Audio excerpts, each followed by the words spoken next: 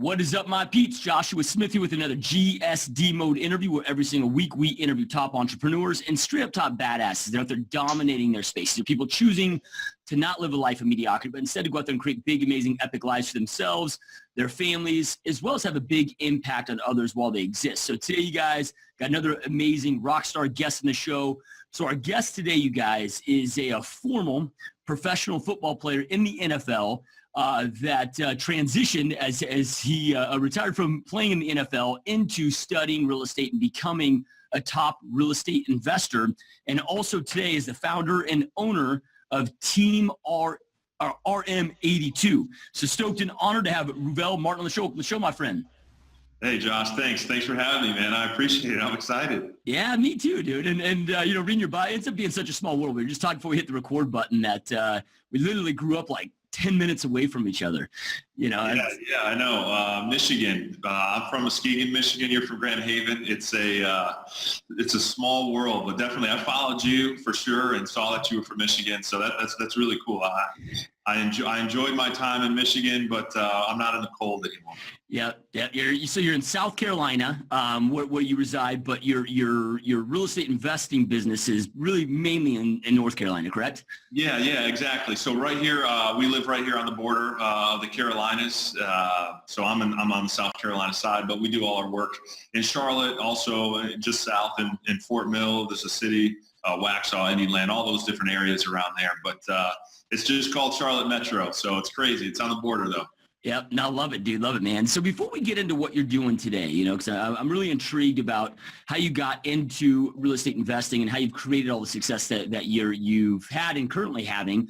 But before we get into that, man, I'm always really intrigued in our guests' journeys that led them here. And you know, and I got to imagine, you know, playing college football, going into the NFL, being at that level, having that discipline, that laser focus to become, you know, one of the most elite, you know, to become a professional athlete is it's just insane, again, with the focus and the discipline and how intentional you must be. I got to imagine that so many things that helped you be successful there translate and carry over to, you know, what you're doing today. But yeah, walk us through your journey, man, of what that was like, man.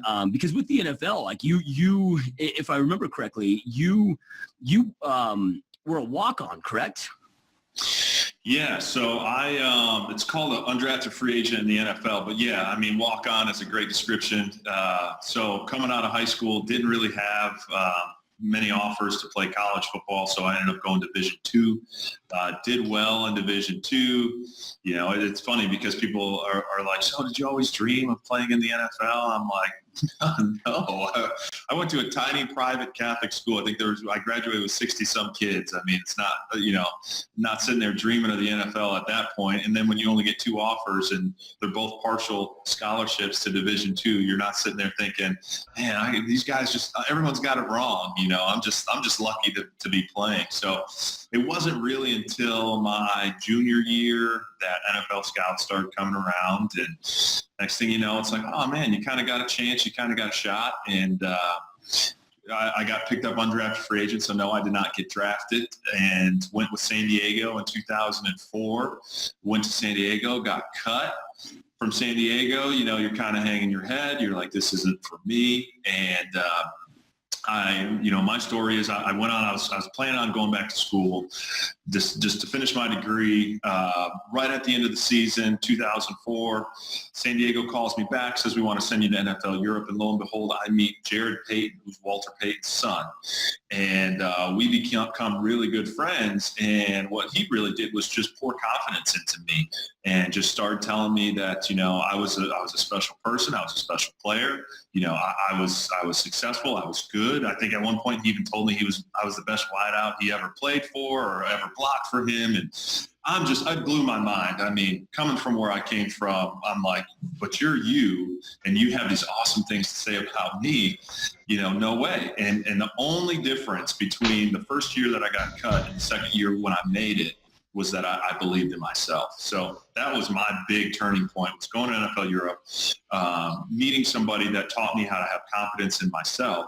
And I ended up turning it into an 8-year career after that. So it's kind of my story in a nutshell. It was a blast. I had a lot of fun. And, obviously you try and pick what you can from those moments in life and then carry them on with you. Yeah, no, I mean, that's amazing, dude, right? Because it's, correct me if I'm wrong, but I mean, your talent level, your work ethic didn't necessarily change. It was just that confidence that you had that allowed you to go out there from, thinking your cut and your career might be ending to, like you said, reinvigorating now an 8-year successful career with that. So with that being said, dude, a lot of people now, our listener base aren't athletes for the most part. They're entrepreneurs. But, man, I mean, self-confidence plays such a massive level with your, when it comes to sales and everything that you do, man. What were some of the things, those that may not be blessed to meet an amazing person like Walter Payton's son and have that person in their life? Like, what were some of those things that he did that you went through that allowed that self-discovery that might help some of our listeners that are struggling with self-confidence develop and build up that self-confidence to perform at their best level? Yeah, for me, it was just, that constant voice in my ear saying that you can do it, that you are good, that you aren't good enough. I think growing up, I just had this, athletically, I had this break between being confident and being arrogant. All of my coaches didn't want me to just, come off and be cocky and think that, I was the best thing ever. So, it was never this feeling of, you are good enough, but it's that fine balance, right? So, my advice is just to tell people that they are good enough. If you put your mind to it, you can do it. I mean, your mind is such a powerful thing. And I learned that firsthand. If it wasn't for that, I wouldn't be talking to you right now because I wouldn't have had an 8-year career. It was such a big changing or turning point in my life. And I super thankful for that opportunity. And it was just huge for me. You have to believe in yourself no matter what it is. You have to have that confidence in yourself that you can do it. And you can anything you put your mind to. Yeah, love it, man. So there's a saying out there that the law of diminishing intent is as true as gravity, right? So, we can get fired up, but it's easy to lose that fire and allow ourselves to get defeated. And there's guys like, I don't know if you've read Brian Tracy's Psychology of Selling or even like Tony Robbins, a lot of these great gurus out there talk about affirmations and, once you got that confidence and you made a comment of having that internal voice always speaking to you, giving you that confidence. I mean, after that point, did affirmations become a big part of your life? Or how did you keep that going for the next 8 years? Well, it was funny because I don't think I needed that affirmation anymore because I learned how to give it to myself. You know what I mean? It wasn't coming from externally anymore. There was a point in time where I needed the external to give me the boost. But once I got that, I realized that I was the one that decided, he didn't flip that switch for me. He taught me how to flip it for myself, So, it's just constantly staying on yourself mentally, challenging yourself. When you think you can't do it, you just take one step and see what happens. And you're going to learn so much from really putting yourself out there and giving that initial effort that after that, you just really start to gain confidence, you build momentum, and it really starts to roll. Yeah. Now, do you still have today like some type of a daily routine that you go through where you are doing your own personal, affirmations or gaining visual clarity to keep that confidence and keep, re-leveling up, or not re-leveling up, but leveling up to the next level with it? Yeah, no, I don't think I have anything daily that I do, but it's a constant reminder when I surround myself with other people, because I think that's another big thing. Surround yourself with successful people. That was another big key to my success. I'm a firm believer that you're going to be the people that you surround yourself with. That's who you're going to be. And right now, I still surround myself around successful people, have those success conversations, but then also try and pull others with me. And the ones that I see struggle, and just sharing my story as often as I can to be an inspiration. I think that's what keeps me going. That's what helps remind me how I got to where I am. And that's what keeps it all in line and keeps it rolling. Yeah. So before all that took place, I know you talked about before you got that call asking you to come back and go to Europe, you were talking about going back to school. I'm just curious, man. Like, what were your plans with school? I mean, did you have like a specific degree or a field that you were going to pursue? Yeah, so I did. I did. I went and got my degree in marketing, business marketing. So that was really all that was. It was going back to school to finish, just the way that everything timed out. You know, if I was really going to give the NFL a shot, I didn't have time to take a full load of classes my last winter semester. So I took a couple classes, but it left me like one or two short of graduating. So it was just one of those things. I wasn't going to be a class short of graduating. So I did have to put it off because I did go to Europe and play. But that following year during the off season when I was with Green Bay, I went back to Saginaw Valley and finished up school.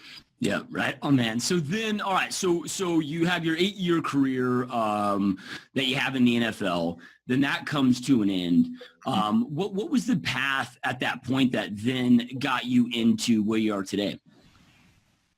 Well, actually, funny enough, when I was in Green Bay, they had Than Merrill came from Flip This House. Yeah. Who's, he's a big-time real estate investor, and he had his own show. I think it was on like TLC at the time or something like that. Anyways, they actually shot an episode in Green Bay of just being around the guys and whatnot.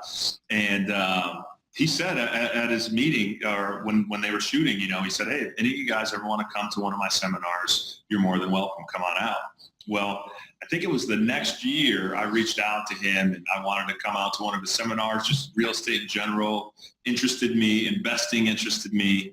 So I flew out to San Diego, sat through one of Than Merrill's seminars and realized, speaking about self-confidence, that it wasn't this super difficult thing. It was more, you understand it, you get it, you just have to go out and do it.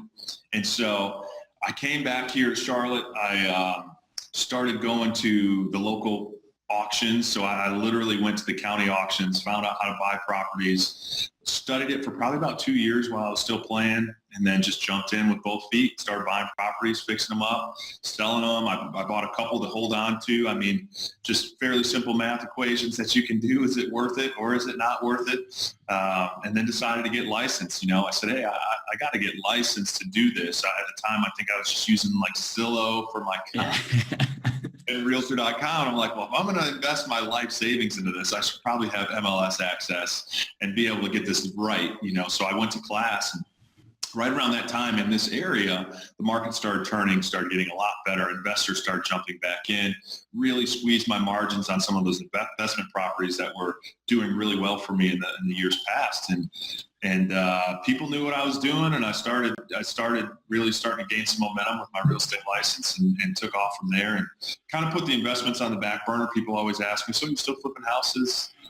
Of course I'll flip a house if it makes sense, but I really took a liking to helping people, buy and sell their own properties, and that really is what I enjoy now. So that's where I'm focused.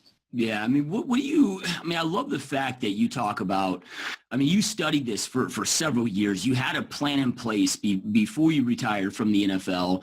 I see so many people that jump into whatever the investment path may be, whether it's the stock market, whether it's real estate, and they're so uneducated. They feel this demand that they need to invest, and I'll never tell anybody that they shouldn't invest, right? There's massive importance of that, but I do believe like you gotta know what you're doing and do that due diligence and do that research. And what part of your immediate success that you have do you attribute to spending that couple of years and really studying it and knowing it before you jump full force into it?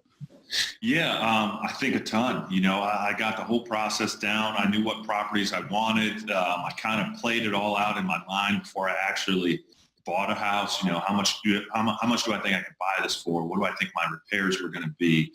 What do I think I could sell it for? I watched a couple of properties go through the whole process. So I had kind of a good idea before I jumped in of where I wanted to be. But I'll tell you what, I did kind of get hung up on that a little bit because it was difficult studying for 2 years and not jumping in. Yeah. All of a sudden you're starting to go, when am I going to jump in, And there's a guy here locally that played in the NFL. His name's Omar Gaither. He's an investor as well. He's my age. And I really admired him. The whole thing about surrounding yourself around successful people. He's a year or two younger than me, flipped houses consistently, had several rental properties, even got his own used car dealership that he created. So now I'm friends with him and we're hanging out. And I just asked him, how do you buy that first house? How do you do it? How do you cross over from learning to saying, all right, I'm going to make that jump? And his advice to me was, he said, you just take one step at a time. Just do it. Just move in the right direction and then continue on that direction. So I did. Went and bought my first house and lost money on it. I lost probably about $2,000 on my first house. I was like, perfect. The best thing about that was I was so ready to make money on the next house after I lost on that first one that it was unbelievable, And so I chalked that up to my $2,000 tuition. It took 2 years, cost me $2,000, and then I was ready to roll, and I took it from there. Yeah. So then, what? Because you kind of took the opposite path that a lot of people take, right? At least for real estate agents, I think most real estate agents, like their dream is to become an investor and become their own client because they kind of get burnt out or tired of dealing with the general public or whatever it may be, or maybe in their mind, the grass is always greener on the other side, right? Or whatever. They haven't fully experienced what it truly is to be like to be an investor. But going through this, like you discovered that, hey, man, I really want to help others go out there and buy and sell real estate. Like, how did that transpire, and at what point in your investing career did you come to that realization? Well, I think that's always, that's been part of me. I went through a leadership course in Green Bay called Initiative One. And it narrowed down, when you're all finished and said and done, it narrows down your purpose in life to 2 words. And mine ended up being sharing experiences. What really, the term they use, rings your joy bell, right? What is it that makes you happy? And for me, I found out that it was sharing experiences, sharing my life experiences, sharing my successes and my failures in order to help others. So that's just always been in me. And I've been able to find that and release that passion through real estate. So for a long time, it's like, do I coach? Well, that's what everybody does. You finish football, like, I'm going to coach, or go be a broadcaster. That's what everyone would tell me, But for me, coaching didn't work with my family life. I'm married, beautiful wife, Michelle, 4 beautiful daughters. And, I was selfish, so to speak, for 8 years of my life and my career. It was all about me. And I don't think I could do that to my family to turn that over and parlay that into coaching, even though that would help with, the whole sharing experiences mindset. But what can I do to share my experiences, but still, have fun and be successful and have a successful job? And I found that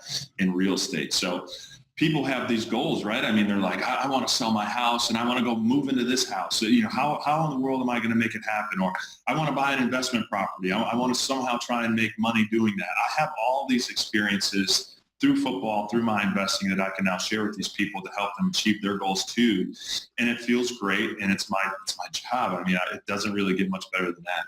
Yeah, no, I love it, dude. And one thing that, is really impressive about you and being able to get the clarity that you did is, so many people, dude, they have these big goals, but then they don't get clear. Like, big goals come with big sacrifice, and people don't always get clear on what they're willing and not willing to sacrifice. And it sounds like when you came to getting this vision, like, you knew exactly what you wanted, but also what you were willing and not willing to sacrifice. Like you said, that time and that investment into your family and being present, and and I think that's so massively important, dude. So that's awesome, man.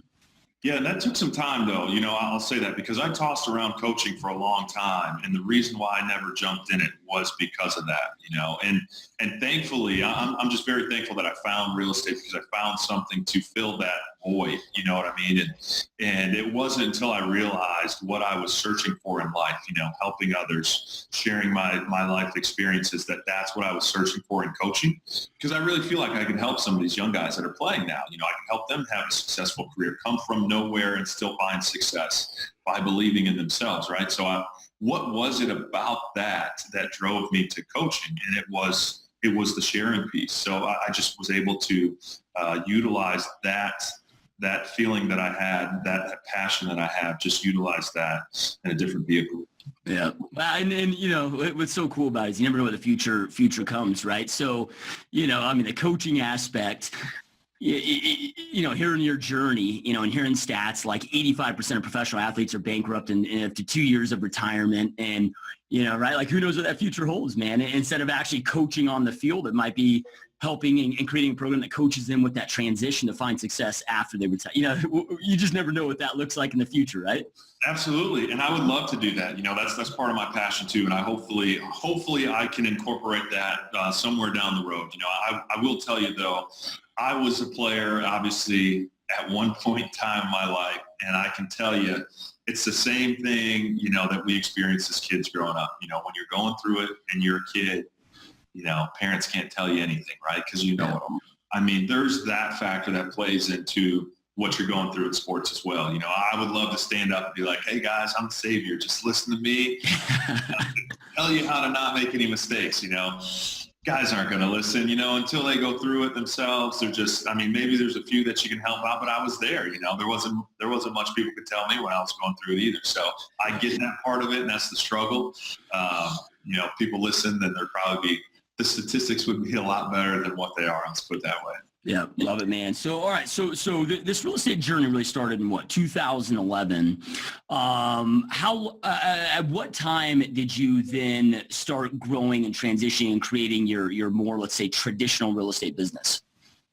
That started 2014, I would say. 2014 was the more traditional move. So I was doing my own personal stuff, and then 2014 is when I really started helping others and going into the more general brokerage arena. But, you know, I would say the fact that I was able to do my own stuff for as many years as I did prior to, it definitely put me a whole level up when I was finally doing it for others, because it was, I mean, I'd already been through the process, you know, 20, 30 times for myself by that time.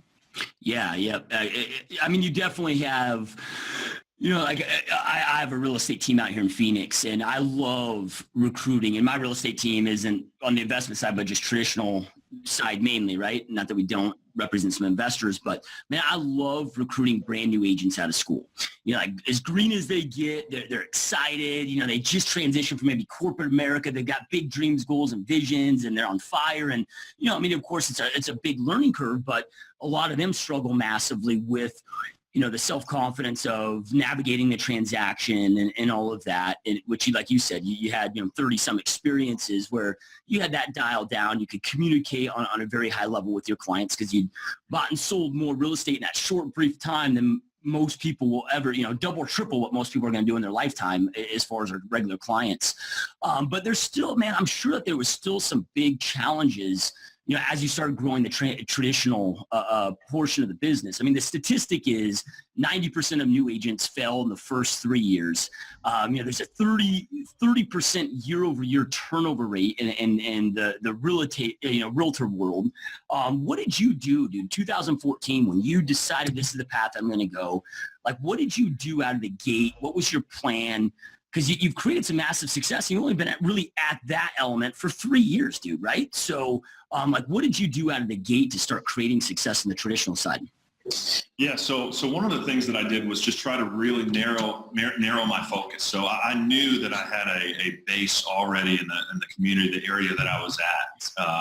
So I tried to narrow my focus to those people that already knew me. The challenge was they knew me as the football guy. Everyone knew me as the football guy, you know. So in a sense, that opened up a lot of doors for me. But at the same time, you know, they wanted to talk football. And I'm like, all right, but I'm here to talk real estate, you know. So it was trying to rebrand yourself to let people know I'm more than just the football guy, you know, taking pictures with the kids and, you know, having conversations about Brett Favre and all that stuff. Like I can handle more here, you know. So that was my challenge. But my main strategy was to just focus in on those people and just hammer it over and over again. And when I had successes, I advertised the crap out of those successes, you know, whether it be through direct mail or social media or whatever it be, you know, to the point where I'm now known as the real estate guy that used to play football in my community. So that's great. That was my goal, and that's what I was able to transition from in that short time period. Yeah, I mean, so what did that branding process look like, right? Because you get a lot of people that, again, jump in this business. Their whole center of influence knows them as, I don't know, maybe XYZ person in the stock market or whatever their corporate career was. Or even, like I'll get asked people that are like, hey man, I'm selling real estate now in my hometown. I've grown a lot. I've changed from, who I was in high school and college, but people still really know me as that wild, mofo or whatever. And they try to go through that rebranding, reinventing themselves and get people to see them in a different light, which you did very successfully. What were some of the things, I know you talked about, being intentional social media, but how did you do it as far as like what did the message look like that you really put out there? Well, the message included me advertising the fact that I had success on my own. A lot of people want in order to change myself from a NFL player to a real estate guy, I advertised what I was doing in real estate. So I had already done several properties on my own. So the message was, similar to investor for the last 3 years. I found whatever I could find that my old career, my previous career, lifestyle used that transitioned. I found whatever pieces I could find and I pieced them and weaved them all together to my new story. Part of it was dealing in high level contracts. I mean, I had to do that all the time. I dealt with agents all the time in the NFL, right? I mean, I know what it's like to be represented by an agent because I had my own agent. I know what it's like to not have your phone call answered when you're a free agent, you're waiting to sign with that team, right? That's very like selling a house. I'm calling my agent every single day. You got a team? You got a team? No, man, I don't got a team. And then pretty soon he stops answering my phone call. And then I get all fired up. This guy's not doing his job, right? He's not finding me a team. I know that dynamic. So to be able to explain that to people, hey, this is the dynamic. I know this is what people like, and I know this is what you're probably not going to like. So this is how I'm going to do it different. I've been in your shoes more than you understand. This is how I'm going to do it different. Being in stressful situations, the NFL doesn't get much more stressful than that, right? I mean, you got fans screaming at you. You got coaches screaming at you. You got a ball coming at you. You got guys literally, if they could, they'd knock you out cold. They changed the rules now, but when I was playing, they could knock you out cold, right? And get away with it. And through all that, you still have to have this focus through all the noise on what you're doing. So explaining that in a way, and that was just my story, right? So I would say you need to find the similarities between what you were doing in the past or what your strengths are, compare them, find those similarities, and just play on those. So that's what I did. That was what my story included.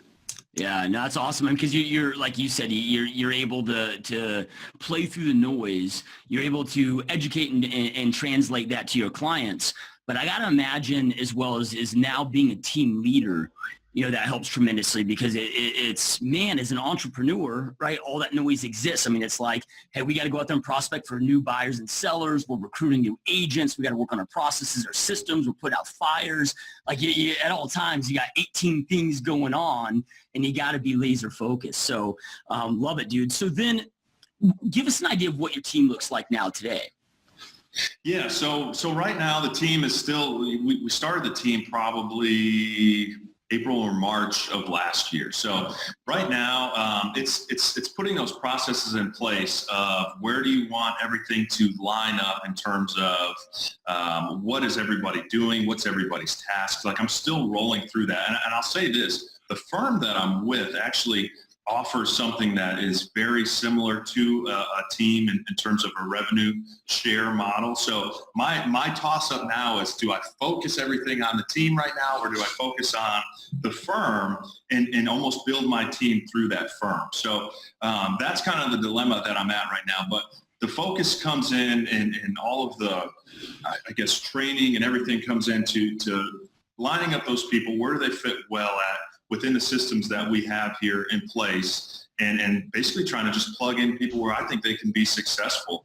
The biggest thing is lead generation, right? I mean, everybody needs, without leads, our business doesn't exist. And per Joshua Smith's 101, you got to do activities, right? I mean, those activities are going to lead to leads. So right now we're just sitting around when we brainstorm, what activities can we do? And that's what I challenge people every day when I sit here and speak to them is, what activities are you doing? That's all going to be a direct reflection of the leads that come in. So, I mean, you can't sit back and say, I don't have anything going on. That's not acceptable. What activities are you doing? I'm telling you right now, Josh, the people that do those activities every single day are the ones that are having success. And it's really cool to see, and it's really cool to be a part of. Yeah, love it. So as we're recording this interview, what is it? It's like January 4th, 2018, right? So what are you doing right now as we enter 2018 as far as your lead gen that you guys are having most success with? Like what are your top couple things that you guys are doing as a team that are just crushing it for you with lead gen? The last thing that I just did was a Christmas giveaway on social media. So a lot of interaction there, a lot of engagement, and my new focus with lead generation is social media. I really want to hammer social media. I really want to get content out there because the cool thing about social media is it's free, right? I mean, you don't have to pay for it, and you have with the stroke of a couple of keys, you can get all of your information out there that you need to get out there. So not only is it, advertising through the social media, but it's growing that base, coming up with awesome content that people want to be a part of, that people are interested in, so that when you have some information to share, you can go about it that way. So my challenge to everybody here associated with my team is, let's put great content online, put great content that people want to engage with, that they're excited about, they're interested to hear, and grow that base so that when we move forward, we have that group that we can speak to. Yeah. No, I was just pulling up because I remember seeing your Christmas giveaway here in social media. And you were doing like 12 days of Christmas giveaway. So it's literally like every day, right? Like here's day 8 winner announced live, and you go there and announce them. Kind of like what type of engagement did that do, right? Because it's you there live, but you also, like I remember seeing your videos, like you were just you as well. You weren't suited up. It's just kind of more genuine, getting people to know you. And what type of, now that you did that and you had success with it, like what type of engagement did you have? And kind of walk those, I've seen the videos, but those that are listening maybe haven't, what was the concept and how did you execute on it? Yeah, so the concept was basically I just took different photos throughout the community, tried to go all the way, I tried to go north, south, east, west, all over. And the concept was, if you could guess where I was at in one of those locations, then you'd be entered to win the gift, right? And people like winning, it's awesome. It's funny. I was with one of my team members right before we went on just now, and there's like if you go online right now, there's this lady that's freaking out, Josh, over winning $11. She got this question right. It was some trivia question, and she is just jumping up and down. She falls on the ground. She's so happy, and she won $11.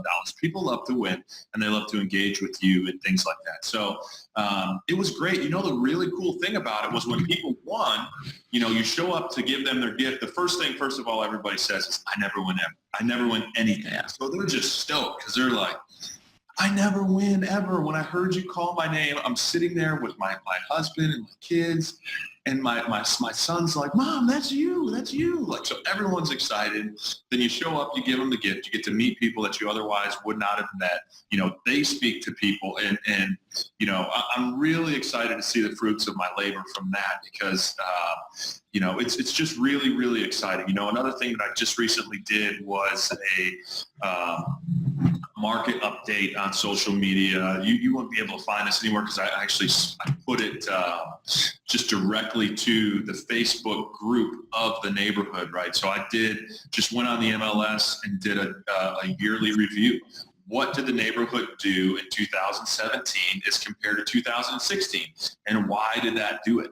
What was different about 2017? So just going on that, just being an expert in my area of real estate, and mind you, this is the same neighborhood that I've had to rebrand myself as the professional. So now this is another part of it. Let's talk about what our homes did. Let's talk about what the average price was. Let's talk about average days on market. Why did it increase? Why did it decrease? Why was the growth not as good in 2016 as it was in 2017 when this market is booming? Things like that, and then next thing you know, someone writes you back, says, hey man, I'm thinking about moving in the spring. This was awesome info. I'll make sure and give you a call, so it's just constantly putting stuff out there that's going to drive people back to you. You want to be the first person that people think about when it's time to make that move, and you're not going to be the first person to think about it if they haven't heard from you in a year. So that's just not how it works. Yeah, no, I love it, dude. And like little things like the Christmas giveaway, man. I mean, and I don't think a lot of real estate agents grasp this, but dude, at the end of the day, we're not in the real estate business, right? We're in the human connection, human resource business. We just help facilitate them accomplish a goal that they want to accomplish, right? And it's just about developing those connections, staying in long-term contact and thinking outside the box. And it just allows you to instantaneously develop those connections and be seen in a different light. I mean, the reality of the day, dude, the likability index out there, realtors at the bottom now. Yeah. Like we're below car salesmen, attorneys, like firefighters at the top, realtors are at the bottom. And I love that you're doing, out of the box ways to establish those connections. I think it's huge. A question that I have for you, I mean, this is like, I'm not a sports guy, if you will. I played dabbled tiny, playing sports in junior high and a little bit in high school, but I always use a lot of sports analogies, right? When I'm coaching and training agents, whether it's my team or my clients, and it's like, all right, so when you're playing football, dude, you're not just showing up to play the game on Sunday, right? I mean, you're 4 or 5 hours of practice on the field every single day, plus hours and hours of watching the tapes and studying your playbook. And you're really focused on mastery. And one thing that seems like real estate agents and just all of entrepreneurs do is they don't really take that same intensity of mastery to truly go pro, right? They just pretend like they can show up every Sunday and step on the field and play ball. And no matter how talented, I got to imagine even if Brett Favre just said, hey guys, I'm good practicing, I'm just going to show up on Sundays, they'd probably give him the cut, right? How is that past of going through that and focus so hard on mastery where it's like, hey, every week I'm spending 60 hours and just practice, right, to then show up to go out there and play for 3 hours? How is that translated into your real estate business with mastering things like your listing presentation, your buyer presentation, doing things when all these other eyeballs aren't on you? How is that translated to help you create success in your real estate business? Yeah, I think there's a big connection piece right there. And it's funny because yesterday I did my biggest transaction yet. So I'll brag a little bit. It was right on just under 2.3 million. Biggest to date. I was ecstatic, but I'll tell you the thing that made me the most proud about that was both the builder on the other side and the lender reached out to my clients and said, your real estate agent is one of the best I've ever worked with. And they've both been in the industry 20 plus years. Wow. And that was probably the best thing that happened that night was for them to hear that compliment that was given to me. Right. And so I started thinking about what's different about, to me, it's just normal. I do what I do. What am I doing different to receive these types of accolades or these types of,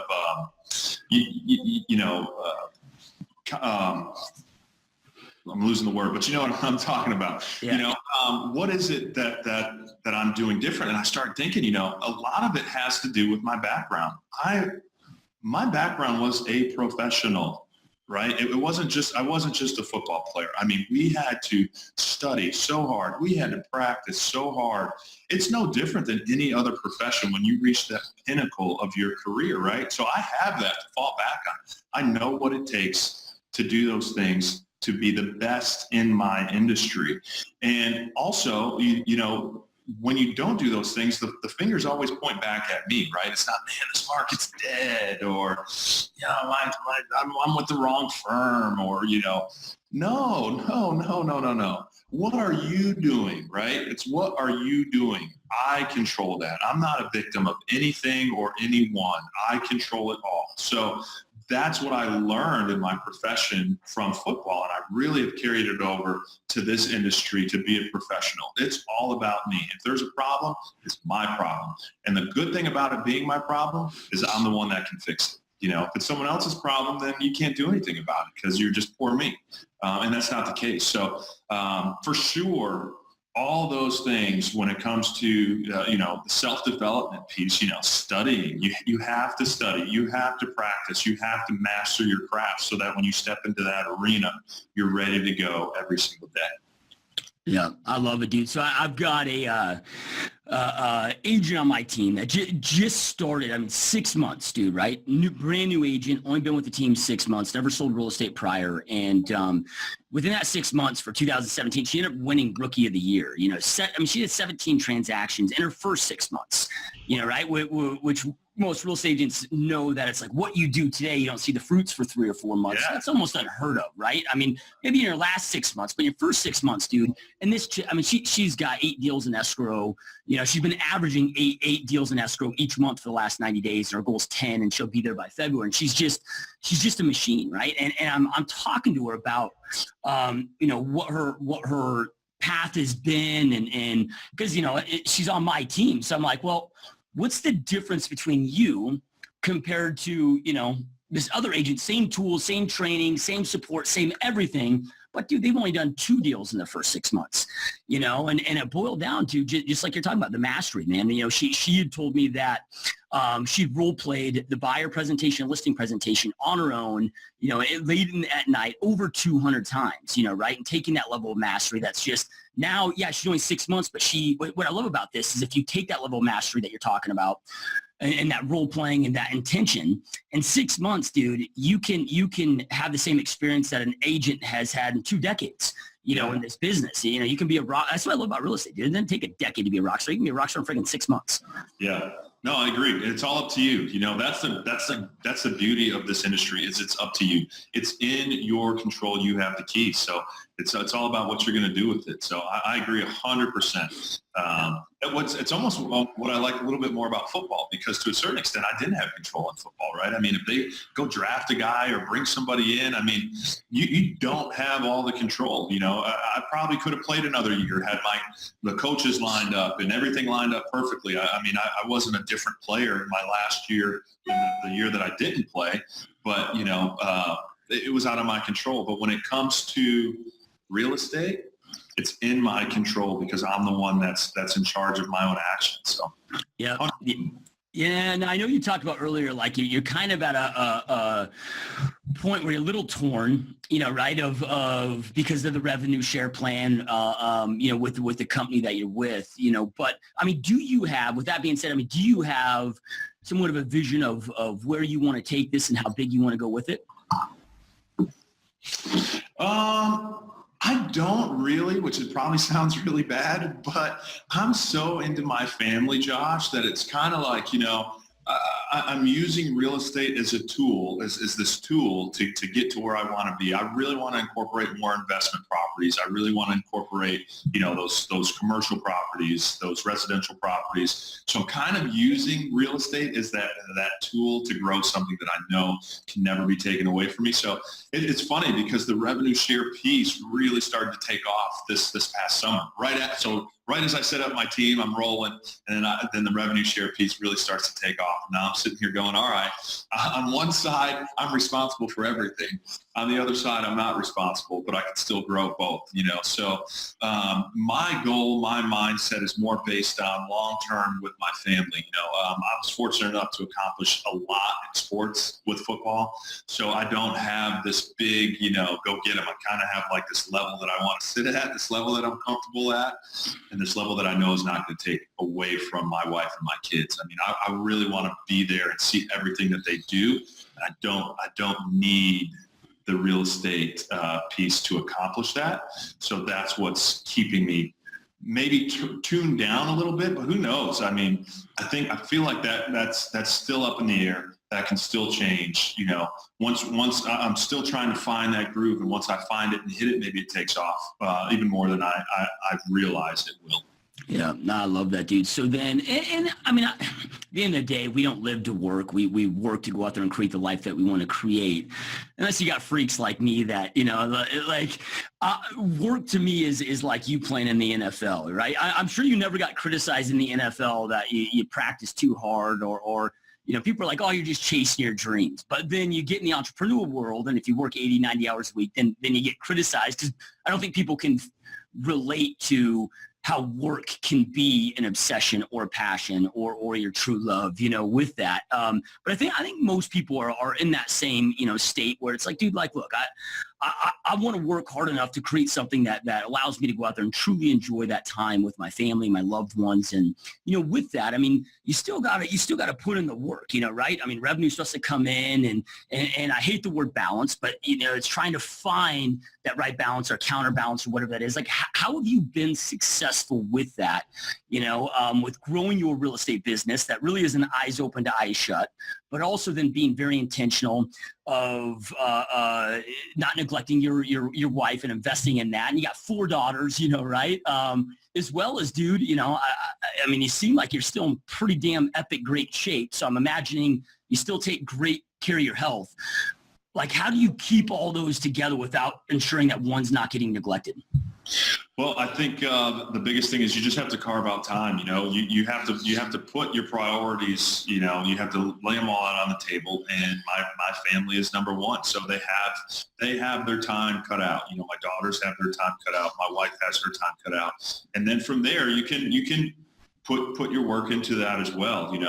I don't remember the numbers, but I know you can spit them off just like that of all the hours there are in a week. I mean, there's a lot of time to be had out there. So, you're working 80 hours a week and you still make plenty of time for all that stuff. So I've done the same thing. I just probably have a little bit more time with the family, or downtime, I would call it. But, it's just being intentional to make sure that you're going to put those people first that are most important. And it's easily done in this industry. It's not something that, if you're intentional about it, I should say. My clients don't notice any type of dip whatsoever from the time that I spend with my children and my wife.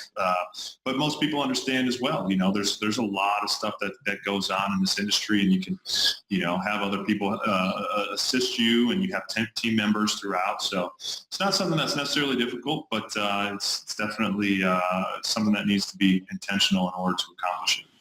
Yeah, no, I love how you frame that, right? It's not difficult because you're intentional.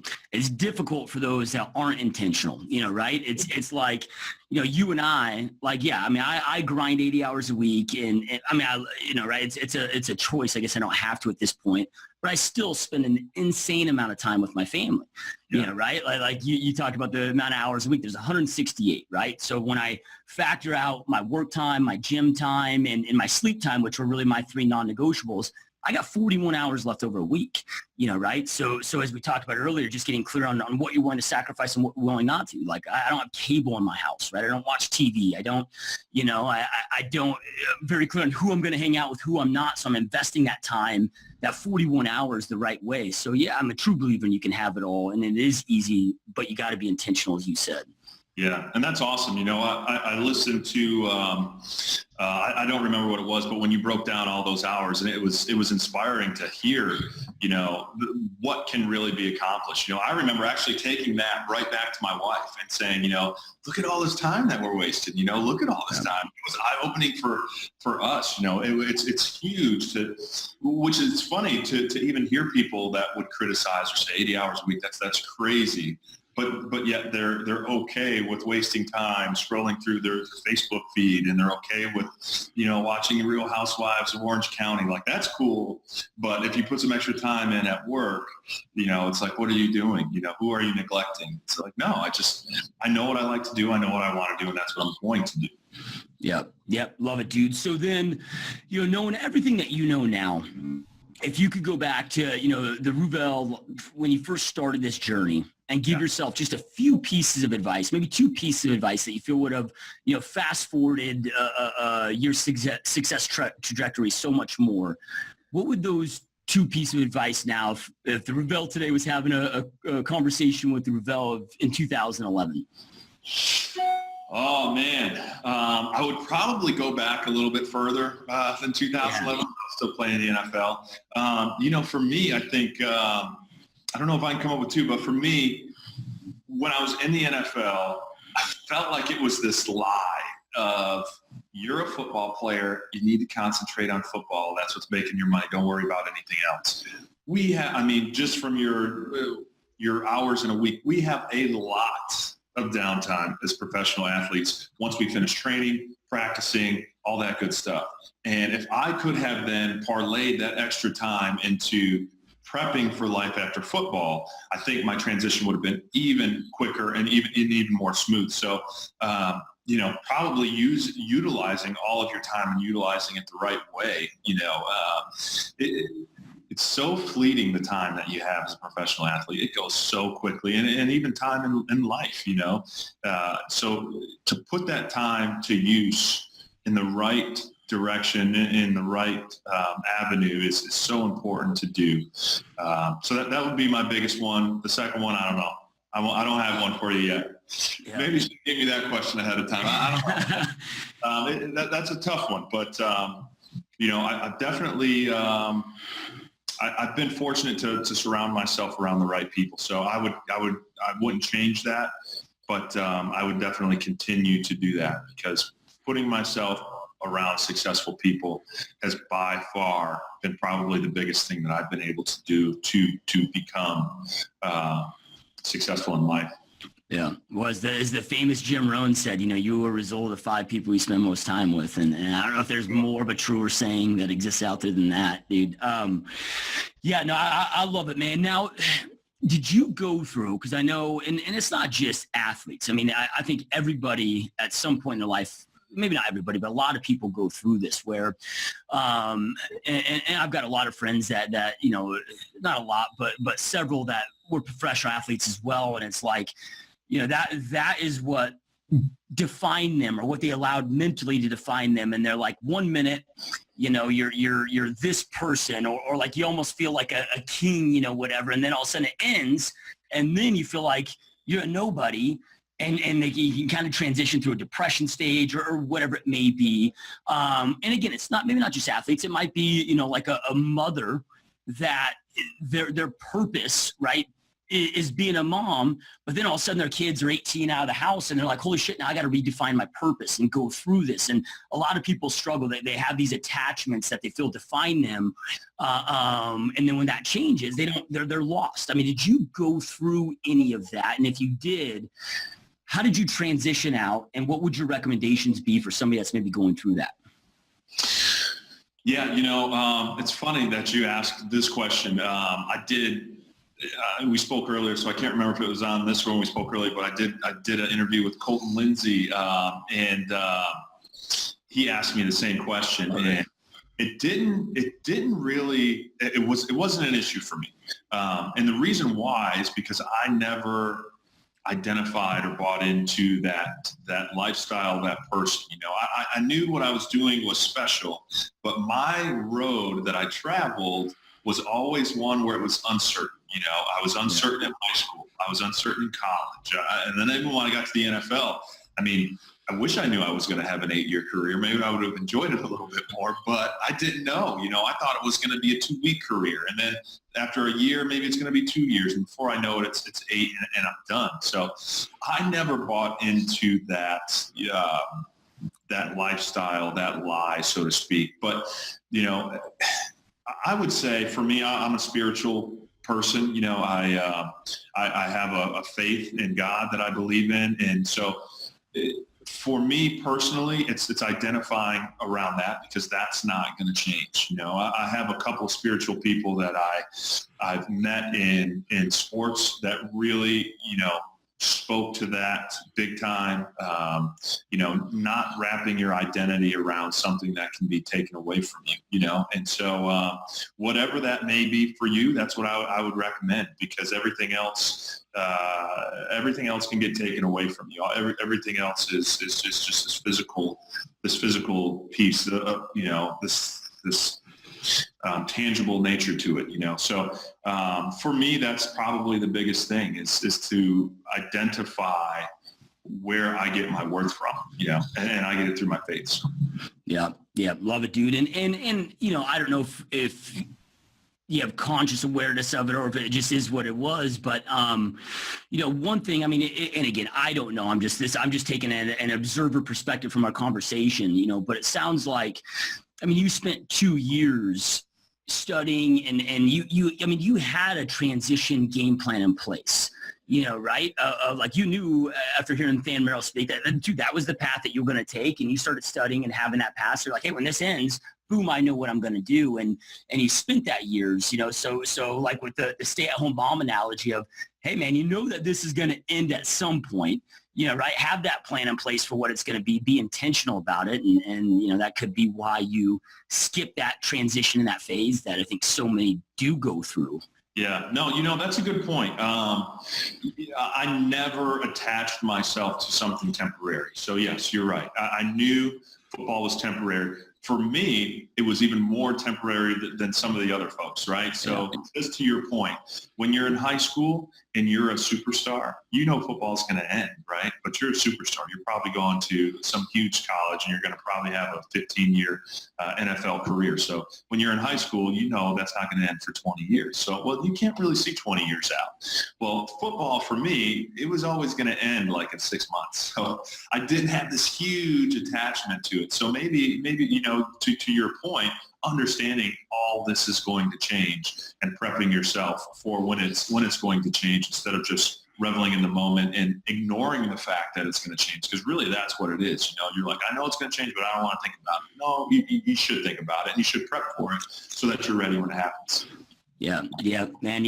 I love it, dude. I always appreciate you got to deal in realities, man. Right? And just be honest and have those honest conversations, like you said. Nothing tends to last, and what does that next move look like? So, it's like Wayne Gretzky's famous quote: "I don't skate to where the puck is; I skate to where it's going." You know what I mean? Like, just being able to pivot. So, those that are watching, listening, dude. They are here because they want to go out there and create an epic life for themselves and their families. And what are maybe some last pieces or piece of advice or inspiration that you'd like to leave them with as we wind down this interview, so they can do exactly that? Go out there and create an epic life, just like you've been able to do for yourself and your family. I think I just love to leave everybody knowing that you can do it. You do have the opportunity. You do have the ability to do it. Don't let anybody tell you otherwise. Put everything you have into what you're trying to accomplish, to your goals in life, and you will find success. Don't quit. Don't give up. Give it everything you got, and you'll find success. I truly, truly believe that. Yeah, powerful words. Those that are watching, listen, I know I end every podcast with this, but information without implementation truly is just a start of delusion. Information is the power. It's taking that information, taking massive action on it that creates that power for you to create the life that you want and deserve. Ruvell shared so many amazing pieces of advice with you guys today, whether that be business or life advice. We covered a lot of ground here. Make sure you take something that you learned, take immediate action, and again, go out there and create the life you want and deserve. And Ruvell, truly appreciate you taking time out of your busy day to be here, man. It's been a lot of fun, dude. Awesome, man. Thank you very much. I appreciate the opportunity to speak with you. It was great. Yeah, 100%, my friend. All right, you guys, we will see you next time. All right, dude, how'd you feel? Good.